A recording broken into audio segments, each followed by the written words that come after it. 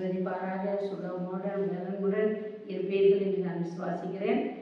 தேவனுடைய பிள்ளைகளே, இந்த காலை வேளையில தேவனுடைய வார்த்தை நம்ம கவனிக்கலாமா? ஸ்தோத்திரம்.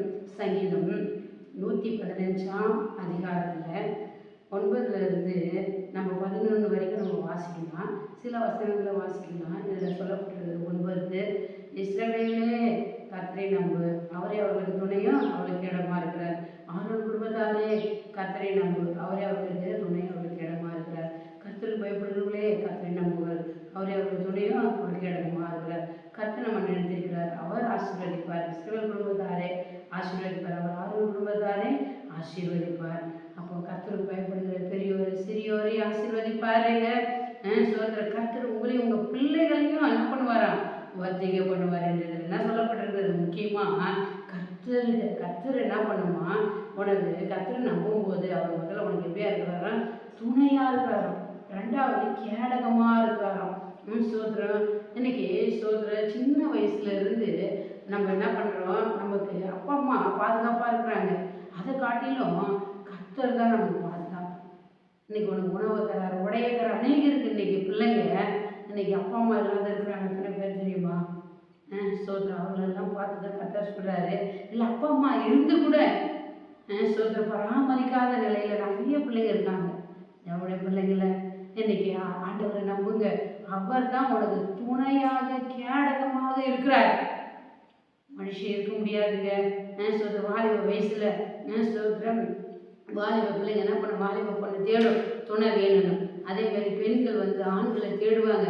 அவங்களாம் கொஞ்ச நாள் வரைக்கும் தான், அதுக்கப்புறம் கை விட்டுருவாங்க. சிலர் உண்மையாக இருக்காங்க, எல்லாரையும் அப்படி சொல்ல முடியாது. சிலர் நல்லா வச்சுக்கிறாங்க, சொல்ல முடியாது. எல்லாரையும் அப்படி சொல்ல முடியாது. சிலர் என்ன பண்ணுறாங்க? கை விட்டுடுறாங்க. ஆனால் நமக்கு துணை யாருன்னா, கேடகம் யாருன்னா ஆண்டவராகிய இயேசு கிறிஸ்து தாங்க. இன்னைக்கு அவரை நம்புங்க. இதில் அப்படிதான் சொல்லப்பட்டிருக்கு. அவரை நம்பு, அவரே உனக்கு துணையும் கேடகம், அவரே உனக்கு துணை. அவர் கேடகமாக இருக்கிறார். கேடகம்னா பாதுகாப்பு. உனக்கு துணை அவன் கூடயே வராது. என்ன உங்கள் புருஷன் வர முடியாது, உங்கள் மனைவி வர முடியாது, உங்கள் பிள்ளைங்க வர முடியாது, உங்கள் அப்பா அம்மா வர முடியாது. ஆனால் ஆண்டவர் உனக்கு துணையாக இருக்கிறார். ஆண்டவர் உனக்கு துணையாக இருக்கு. இன்னைக்கு தேவனுடைய பிள்ளைங்களை பயந்து கொண்டு இருக்கிறீங்களா?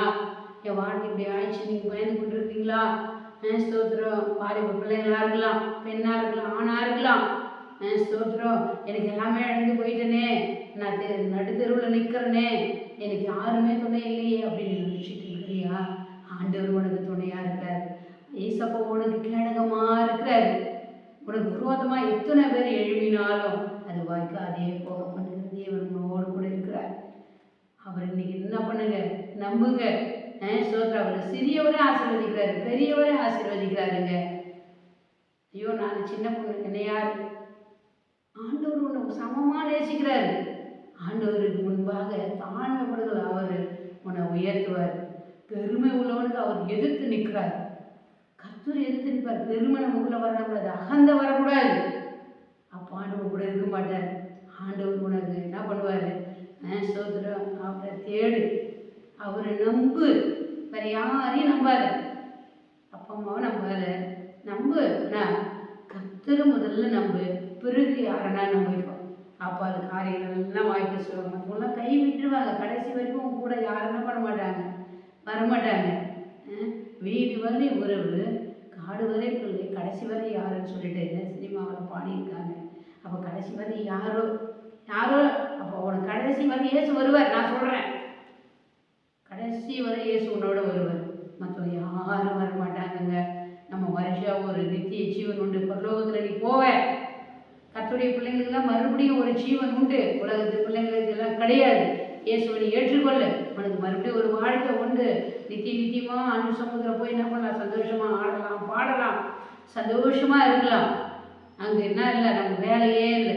கர்த்தரை துதிக்கிற வேலை மாத்திரம் தான் இருக்குது. அவர் உனக்கு துணையாக இருப்பார். அவர் உனக்கு கேடகமா மறைச்சிட்டுனா ஆண்டு சமுதிரம் போயிடுவோம். ஆத்துமா நாங்கள் சந்தோஷமாக இலைப்பாரி பண்ணிருக்கலாம். இதை கேட்குற உண்மையான தேவனுடைய பிள்ளைகளே, நீங்கள் என்ன பண்ணுங்க? சோதர கர்த்தரை தேடுங்க. அப்போ அவர் உனக்கு துணையாக இருப்பார். அவர் உனக்கு கேடகமாக இருப்பார். அவர் ஒரு மகிமையாக உனக்கு இருப்பார். நம்ம செபிக்கலாமா? எங்களை அதிகமாக நேசிக்கிறீங்களான்னு வீட்டாக கூட இந்த பிள்ளைங்க கேட்குற ஒவ்வொரு பிள்ளைகளும், எனக்கு துணை யாருமே இல்லையே, என்னை எல்லாம் கைவிட்டுட்டாங்களே என்ற சூழ்நிலையில் இருக்கிற ஒவ்வொரு வாலிப பிள்ளைகளுக்காக ஜெபிக்கிறேன், பெரியவங்களுக்காக ஜெபிக்கிறேன், நடுத்தரவங்களுக்காக ஜெபிக்கிறேன். ஊழியக்கார கூட இப்படிப்பட்ட சூழ்நிலையில் இருக்கலாம்ப்பா, அவர்களுக்கு நீ துணையா இருங்க, கேடகமா இருங்க, மகிமையா இருங்க, அவர்களை உயர்த்துங்கப்பா.